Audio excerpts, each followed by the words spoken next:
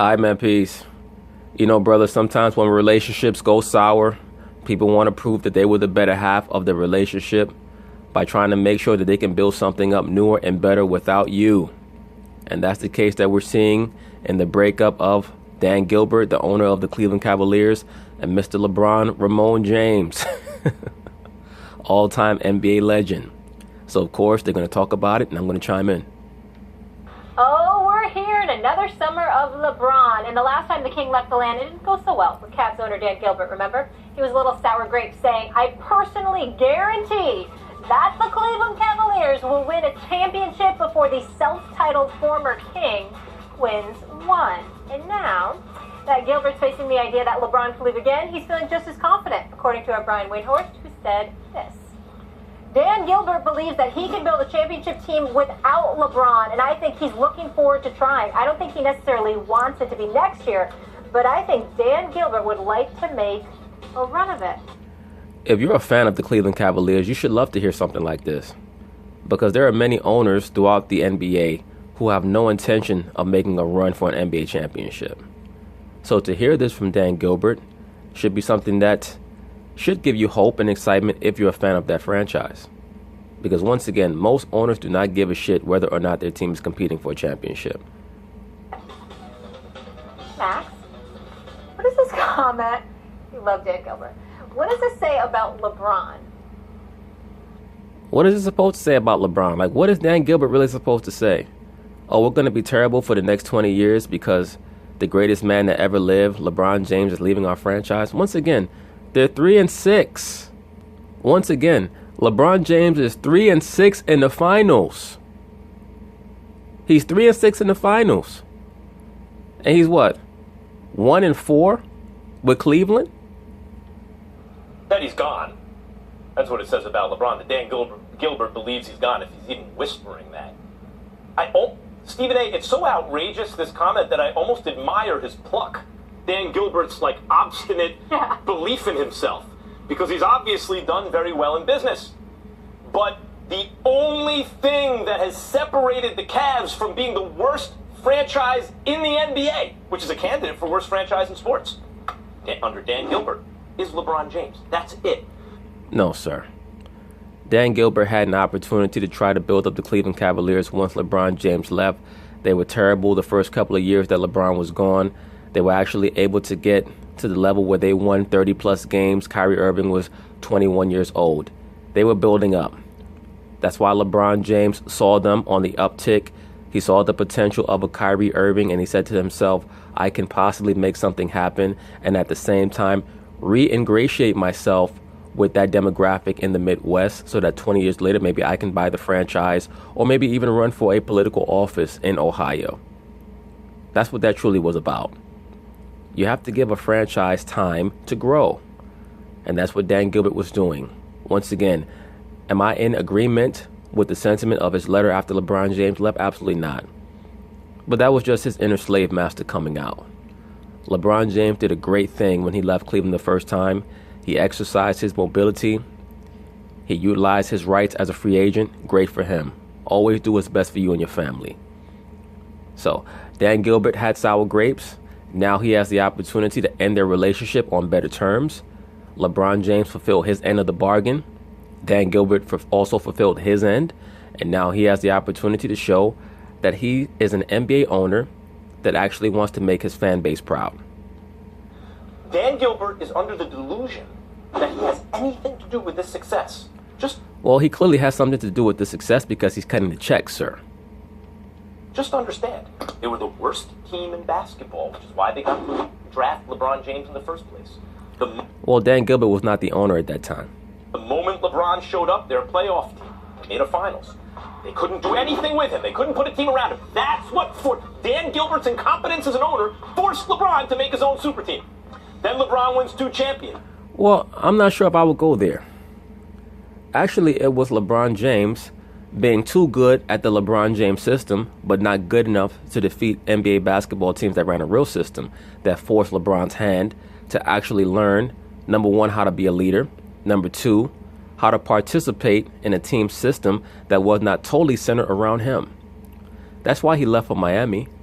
because he saw that Dwayne Wade was willing to be a guide, a Svengali, a guru, an older brother to him, and show him the ropes on how to lead and how to achieve team success. And on top of that, he knew that Dwayne Wade's spirit was a spirit that he had an affinity for, that he was copacetic with. They pulled in Chris Bosh and they made it happen. But that's how that worked. You can't blame Dan Gilbert for LeBron James being too good at the LeBron James system. LeBron James was so good at running the LeBron James system in the early part of his career, his first tenure with Cleveland, that they were unable to draft high enough to bring in the talent that it would have taken to help LeBron out. And then nobody wanted to come play in Cleveland because, once again, this narrative that stars always wanted to willingly come and play with LeBron James is a complete fallacy. Stars have never wanted to come play with LeBron James. And when we understand that, the fact that Dan Gilbert was able to bring in talent on the level of an Anton Jameson was pretty good. In LeBron's absence, here's what's hilarious to me about this. Stephen A., Dan Gilbert was trying to be good. It wasn't the process. He was trying to be good. And in his trying to be... Look at Stephen A. Smith. Stephen A. Smith, this man sickens me to my core. He makes me so mad I'm willing to shave my head bald. This no good rat bastard. Every day I have to work with this clown. Be good. I guarantee you we're going to win a championship before the self-proclaimed king wins one. LeBron was in the finals the first year he was gone. He choked. He won 2 consecutively after that and altogether went to 4 straight finals. Dan Gilbert was not only in the lottery every year, he picked #1 overall. It was 2 or 3 times in LeBron's absence. Well, I know, 3 times in LeBron's absence. I know it was Kyrie Bennett, Irving, Kyrie, Anthony Bennett, and Wiggins. Right, but we can't count the Andrew Wiggins draft pick because the Andrew Wiggins draft pick was actually traded to bring in Kevin Love to make LeBron James more comfortable. Point being is this. I don't think that anybody expected the Cleveland Cavaliers to be a good team after LeBron James left. You can't have an entire franchise that basically revolved around LeBron James like he was the sun of their galaxy and then have them still be able to maintain any form of sustenance after he leaves. They're going to fall apart. They never ran a real system to begin with. The real question is whether or not Dan Gilbert is going to retain Tyronn Lue after LeBron James leaves.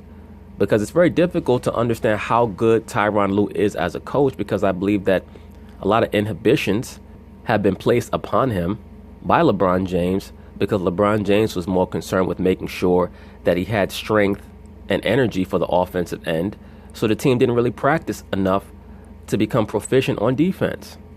So we'll see if Dan Gilbert does choose to retain Tyronn Lue, if he's able to improve the level of both defensive and offensive efficiency once LeBron James is gone and they're able to maybe implement a more realistic team-based system. We'll find out. We're going to find out a lot of things about the Cavaliers once LeBron is gone. Out of 4 seasons, it's hilarious. In 4 years, well, we're going to win a championship before LeBron. This dude here is such a fucking fanboy. It's like doing the process better than the Sixers while he's trying to do the opposite of the process. Hinkie trying to be bad could not be as bad as Dan Gilbert was trying to be good. 3 times out of 4 years, the #1 overall pick. What? Savannah James, you better watch yourself. There's someone on television that wants your husband. Other than Shannon. While LeBron's going to 4 straight finals in the same time, then LeBron shows up back in Cleveland like this. You're in the finals. And then the next year, you win, and you're in 4 straight. Dan Gilbert has 0 to do with the Cavs' success, only to do with the Cavs' miserable failure as the least successful franchise in basketball without LeBron James. And he thinks he's going to win a championship without LeBron. I'm sure he wishes it. I'm glad he does. It says good competitive things about him. You know what Max Kellerman sounds like right now? He sounds like that bitter chick who's going to tell your girl, you know what, girl, you better off without him. You don't need him. Who cares if he had a good job, he treated you well, he uplifted you. You know, leave that man. And next thing you know, you sitting around with that same chick 25 years later. Y'all still sitting in the same bar, miserable as hell. You're like, why did I listen to this bitch? Max Kellerman sounds like one of these chicks, man. At the end of the day, LeBron James brought a lot to the Cleveland Cavaliers franchise, and he was also reimbursed in a big way. And he did it for a reason. It wasn't just to uplift the franchise. It was to make sure that he was able to make amends with that entire region, because he came to understand how they felt about him after he left. And he couldn't have it to where he couldn't even go back to his hometown without that feeling of antipathy being generated towards him. But it's a pure fantasy. The reality is he has no shot because he's terrible. Well, first of all, Dan Gilbert is definitely delusional if he thinks for 1 second that he's going to do anything that's going to register a championship. In other words, Stephen A. Smith, what you want Dan Gilbert to do is to release a statement where he says, I just can't function anymore. LeBron James is leaving me. Right now, as I dictate this last message to our fan base, I'm in a bathtub, drinking a glass of wine, trying to figure out what blade I'm going to use to slit my own wrist. I'm so sad. I can't take it anymore. God bless you, LeBron. Thank you for gracing us with your presence for the last 4 years. Salutations. Goodbye. That's what you want him to say? I thought that you guys wanted an NBA owner that actually had aspirations of winning. Isn't that what you and Max Kellerman always complain about with James Dolan? And that's why I tell you guys, Knicks fans are the biggest bitches on the planet Earth. All they do is complain about their damn franchise. That's all they do.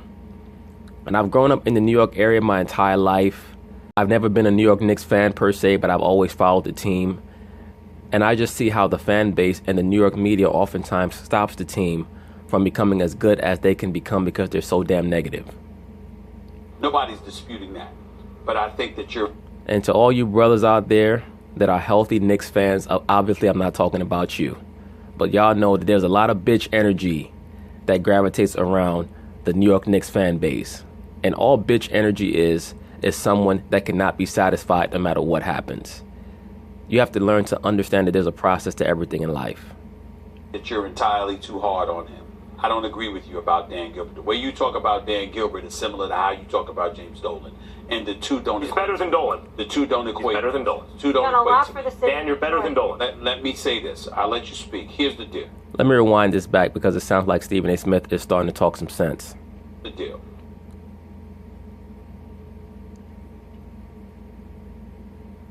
Nobody's disputing that. But I think that you're entirely too hard on him. I don't agree with you about Dan Gilbert. The way you talk about Dan Gilbert is similar to how you talk about James Dolan. And the two don't... He's better than Dolan.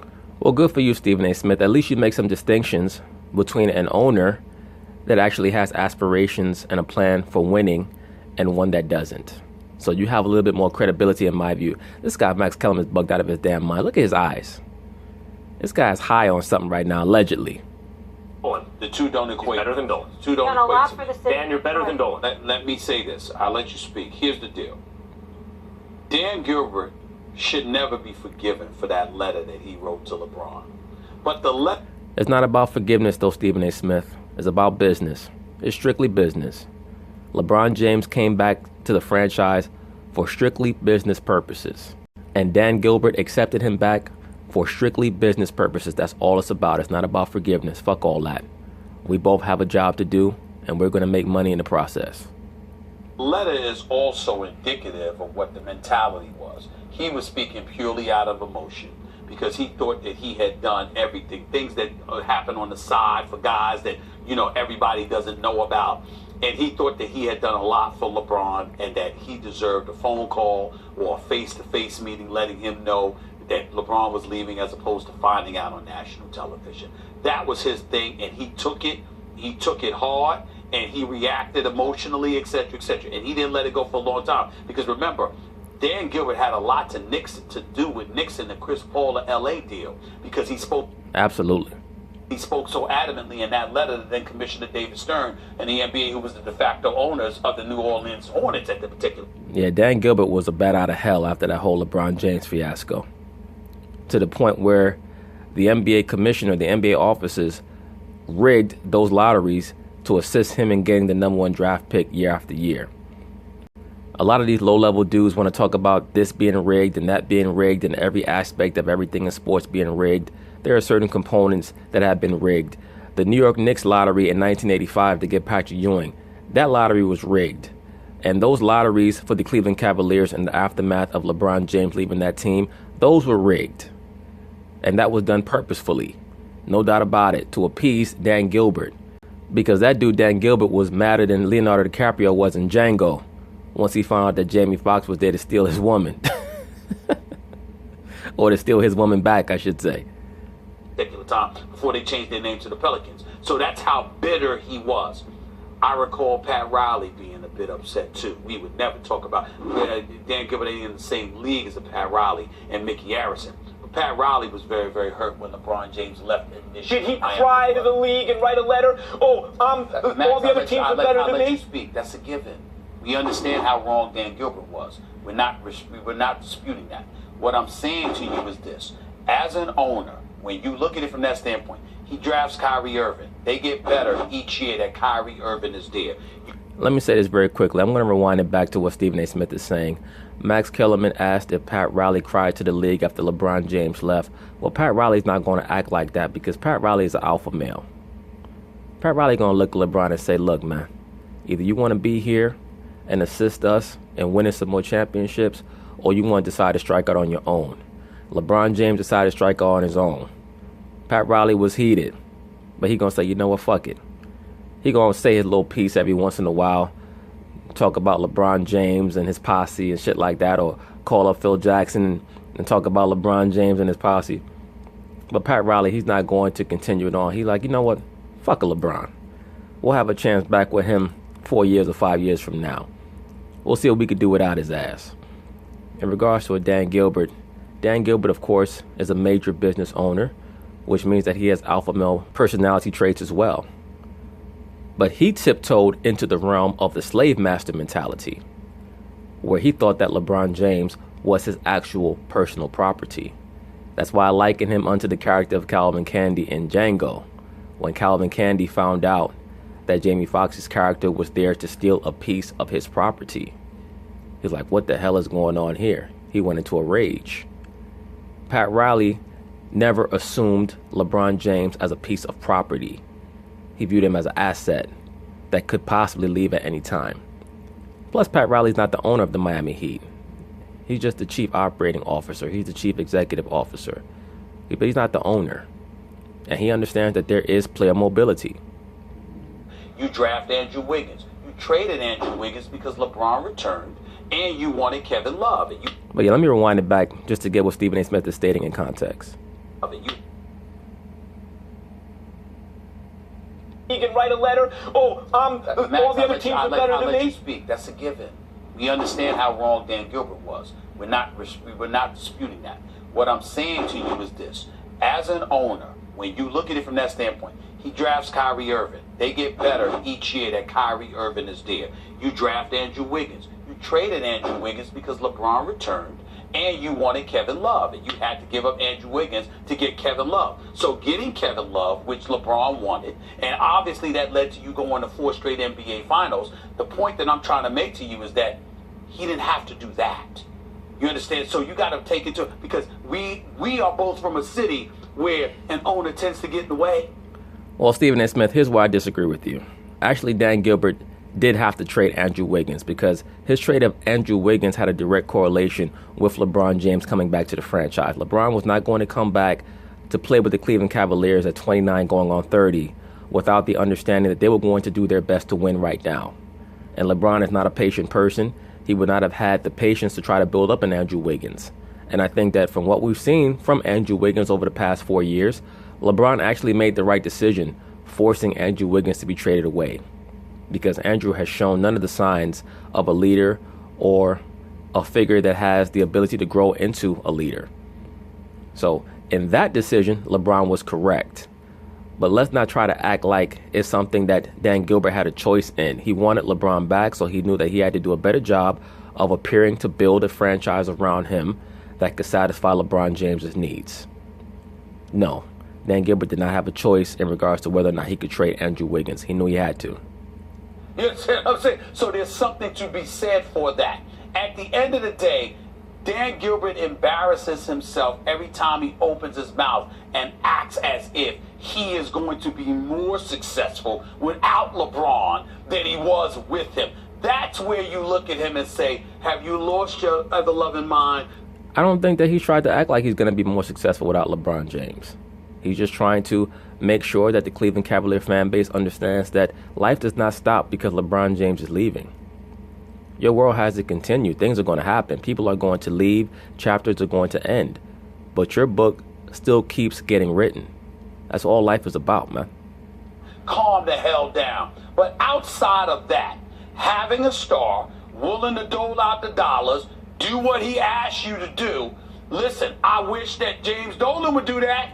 Look, Dolan has been described to me by people who have been in this position, that in every meeting he walks into, he thinks he's the smartest guy in the room, and it's exactly the opposite. I'm not accusing Dan Gilbert of that. I'm not accusing him of being Jim Dolan, who inherited his business from his Sure daddy. sounds like it, though. Well, no, Chuck Dolan built that whole thing up, and Jim Dolan just got born on third base. It sure sounds like I'm not saying that. I'm not saying that about Dan Gilbert. Right. I'm not saying Dan Gilbert is Dolan level. Right.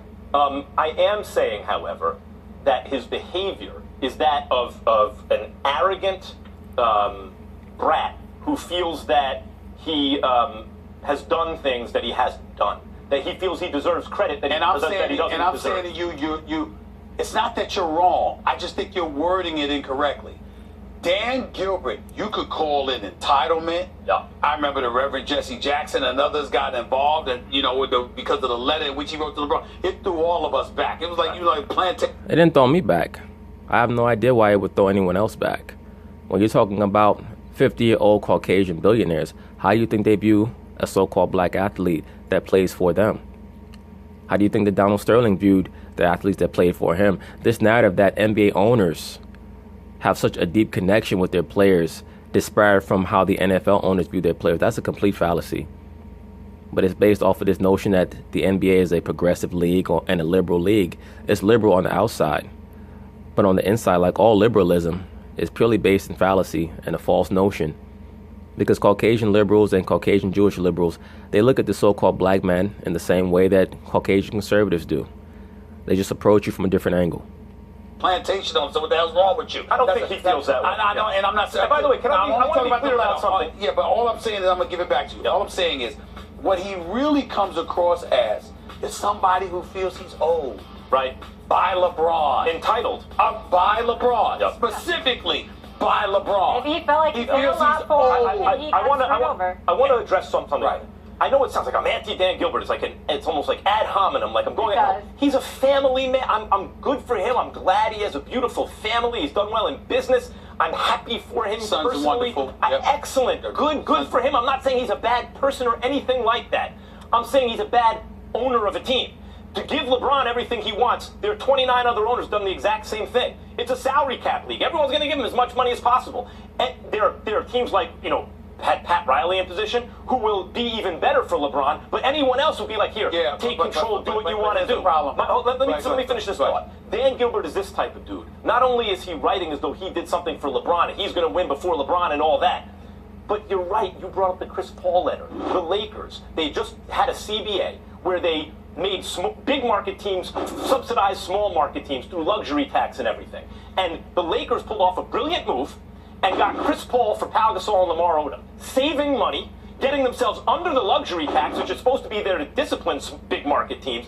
Dan Gilbert wrote a crybaby letter. The Lakers just made a good move. It saved the money. I want that luxury tax money. I don't want them to be fiscally responsible. I don't want them to make a good move. And he got them to undo a deal that was done like a crybaby. But you could call that whatever you want to, but I think you placed the blame in the wrong direction. That belonged on Jim Buss. Anybody that's negotiating at the negotiating table encourages you to throw somebody a bone, don't do it. You can't be the Lakers, top 2 market in the nation, in the country. No. They was kind of wondering what the hell was behind the scenes with all that. But see, that's the difference. That's why I get on you for bringing up and interrupting me, because now you brought up a point. I got a whole bunch of stuff to give, and I don't have time to give it. See what I'm saying? But that's what you did. You see what I'm saying? I was getting ready to go there. I was getting ready to get. Well, shit, Stephen A. Smith, that's why you need to create your own channel or your own network, brother. Because it's clear that you have a lot of inside information in regards to what the actual machinations behind many of the major moments in recent NBA history actually pertain to, as opposed to what the narrative is.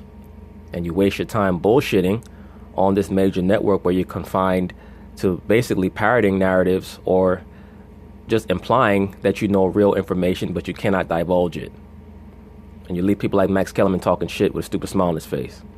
And or react when you're still angry or emotional. Well, again, he feels old. He feels old, and that's the problem. Roll the bump, please. But anyway, that's pretty much it on that. I think that Dan Gilbert has done nothing wrong in this situation. Of course, in the last situation, he really just showed his true colors, but that's okay. It is what it is. If you're a so-called black man and you understand the dynamics of this society, you're not going to get too inflamed. You're just going to make sure that you continue to work on empowering yourself to the best of your ability, which is what LeBron James has done, so kudos to him. And I advise all other brothers to have that same mentality. So peace.